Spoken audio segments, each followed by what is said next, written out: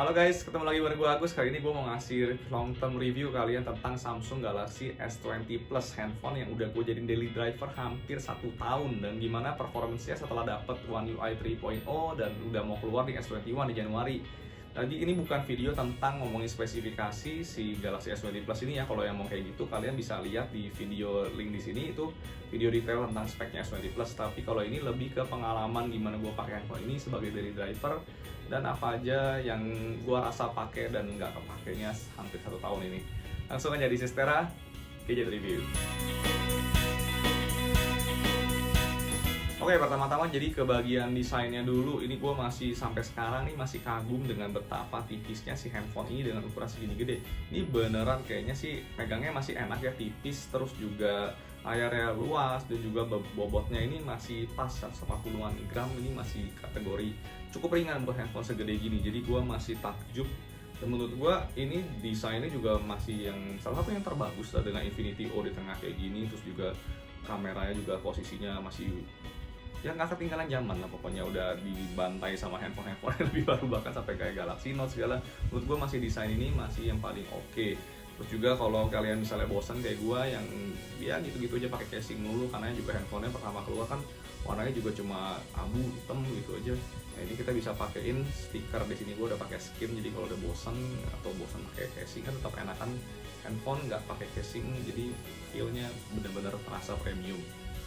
Selanjutnya lebih ke bagian kalau kita mau nonton media consumption ya. Jadi layarnya di handphone ini tuh salah satu yang terbaik, udah pakai 120Hz dan juga bisa sampai QHD. Tapi sayangnya itu nggak bisa berbarengan. Kalau misalnya kalian yang pakai 120Hz nya itu kalian harus di full HD aja, 1080p. Kalau misalnya mau QHD aja mau nggak mau diturun ke 60 fps. Jadi itu kayaknya si Samsung ngakalin biar nggak begitu boros baterai ya. Jadi kalian nggak bisa 120Hz ditambah QHD, itu nggak bisa. Jadi kalian harus pilih salah satu. Tapi gue nggak masalah di bagian sananya, karena menurut gue juga Full HD 120Hz itu udah enak banget nonton media. Layar dengan layar kayak gini itu udah tajam banget tuh buat HDR konten semua, itu nggak masalah. Yang gue sayangin adalah dengan absennya adaptive refresh rate ya. Jadi mana kalau di Note 20 itu udah ada adaptive refresh rate, itu eksklusif buat Note 20 series. Itu di handphone S20 Plus ini masih, kalau kalian mau 120Hz terus, jadi itu lebih efek ke boros baterai. Kalau misalnya kalian masih turunin manual ke 60 fps, jadinya nggak kepake secara maksimal handphone ini. Jadi buat ngakalin baterai kayak gitu, dia kasih ada namanya Bixby Routine. Kalian harus pinter-pinter ngaturin sendiri-sendiri. Ntar akan gua kasih di selanjutnya cara aktifin Bixby Routine-nya. Untuk bagian performance-nya, kalian pasti udah sering denger deh, si S20 Plus yang versi Indonesia ini kan dapatnya Exynos, itu jadinya udah pasti kalah sama ya si Snapdragon. Jadi emang bener si Exynos 990 ini terbukti kalah hampir 20% dari si Snapdragon yang 865. Tapi ya itu mau gimana lagi, di Indonesia kita cuma dapatnya yang seri Exynos ini, dan harganya emang sebenarnya udah lumayan miring dibandingin yang versi Snapdragon yang keluar di Amerika dan di Korea. Jadi gua nggak komplain sih di situ. Yang kalau yang bagian orang-orang yang nanya bagaimana baterainya, nah ini buat di setelah One UI 3.0 itu si baterainya dari si S20 Plus ini tahan tetap masih sama-sama aja, bisa dapat 5 jam, kadang untung-untung bisa 6 jam.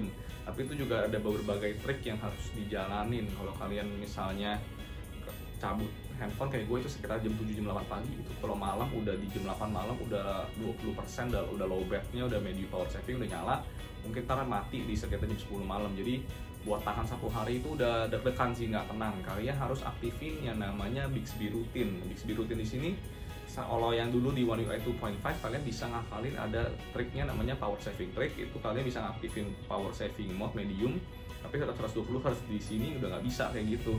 Jadi mau nggak mau kalian harus pintar-pintar ngakalin pakai Bixby Routine-nya yang udah makin interaktif tampilannya. Ini sebenarnya bagus sih, jadi lebih banyak template-templatenya nih. Kalian bisa aktifin yang namanya kalau buka aplikasi tertentu baru dia jalan 120Hz-nya. Kalau misalnya nggak buka aplikasi itu dia balik 60Hz. Nah dengan gitu kan lebih hemat baterai. Terus ada juga yang menurut gue yang paling bikin boros baterai itu kalau ke ininya, kalian di dalam rumah yang nggak dapat signal GSM-nya, itu handphonenya jadinya kayak loading terus, dia nyari signal tuh jadi panas. Itu juga kalian bisa akalin pakai Bixby Routine, dimana kalau kalian connect wifi nanti otomatis mobile data itu dimatiin. Itu jauh menghemat baterai dan bikin nggak panas. Jadi buat yang sering komplain handphone yang pada panas nih, katanya kan S20 Plus ini kok panas banget, nah itu harus diakalin pakai Bixby Routine kayak gitu. Intinya sih gue udah nggak ngerasain handphone yang bisa tiba-tiba panas gak ada sebab itu kayak awal-awal pas baru handphone ini gue pakai. Ini setelah berbagai macam updatean udah lebih stabil lah, udah nggak begitu gampang panas. Kalau namanya kalian main game lama berat-berat setengah jam lebih, atau misalnya buka kamera nge-record video sampai setengah jam, ya itu mau aja semua handphone juga pasti panas. Jadi itu menurut gua no komplain sih di sini. Dan kalau kalian udah ngikutin semua Bixby rutin yang tadi gua bilang atau mobile data dimatiin, harusnya kalian bisa dapat SOT itu sampai sekitar 5 sampai 6 jam. Kalau misalnya kalian mau yang lebih dari itu, kalian bisa ya mulai deh kayak micromanagement, kalian bisa matiin aplikasi kayak Instagram, Facebook itu di deep sleep, dimatiin buat menghemat baterai lagi. Terus juga kalau mau lebih ekstrim lagi diturunin jadi 60 Hz atau pakai medium power saving. Tapi sayang aja sih menurut gua handphone ini kan fitur utamanya layar 120 Hz nya itu, jadinya mendingan ya pintar-pintar mainnya Bixby rutin aja. Seru kok beneran tampilannya dengan animasi yang barunya itu, menurut gua sangat interaktif dan mungkin jadi salah satu fitur di One UI 3.0 yang menurut gua paling keren. Kalau software sendiri udah dapet One UI 3.0 dan Android 11 itu ya, itu di awal Desember kemarin. Jadi ini salah satu handphone, mungkin emang satu-satunya handphone seri Samsung yang pertama kayak dapat One UI 3.0 ya, bahkan Note aja dapetnya di Januari. Jadi S20 ini udah dapat One UI 3.0, tapi perubahannya gua nggak begitu ngerasain banyak sih. Menurut gua fiturnya masih mirip-mirip aja, dan juga yang paling berasa paling beda tuh cuma paling bisa double tap to lock. Itu jadi kalau kalian sebelumnya cuma bisa double tap to wake, ini bisa double tap to lock di layar yang kosong. Terus juga fingerprintnya jadinya animasinya layarnya lebih gede ya gitu, posisi taruh jempolnya, dan emang terbukti lebih responsif nih. Nah ini gue ajarin nih biar responsif, banyak yang nanya caranya gimana.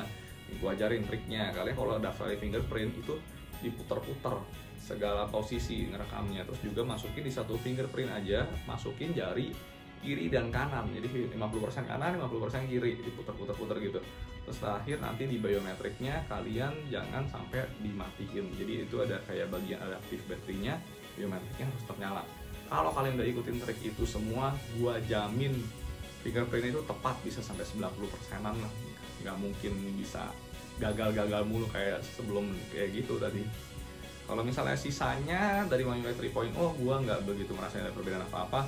Cuma beda kayak ya nggak penting lah, kayak tampilan settingnya, tampilan notifikasi, cuma skin aja. Tetap aja sih kayak apa sih ya, ada weather juga bisa pindah ke tengah, terus juga dari lock screen AOD-nya bisa turunin, ada kayak notifikasi. Itu sih menurut gua bukan hal yang baru dan nggak perlu gua mention kayaknya. Ada juga apa ya, kayak wallpaper, dynamic lock screen-nya kalau suka ganti-ganti wallpaper otomatis itu juga lebih banyak kategorinya, tapi itu juga gue nggak pakai karena masih nggak ada Google Fit juga. Jadi di sini gue masih kembali lagi pakai Nova Launcher buat Google Fit. Ini gue harap di S21 nanti Samsung tolong masukin Google Fit, Google Discover itu biar lebih kepake daripada si Bixby Daily ini, bener-bener nggak ada gunanya.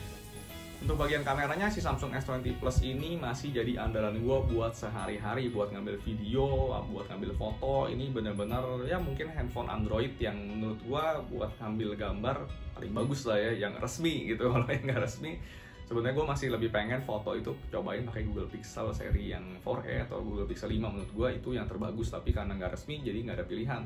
Samsung mungkin jadi satu-satunya pilihan yang paling logik ya di sini.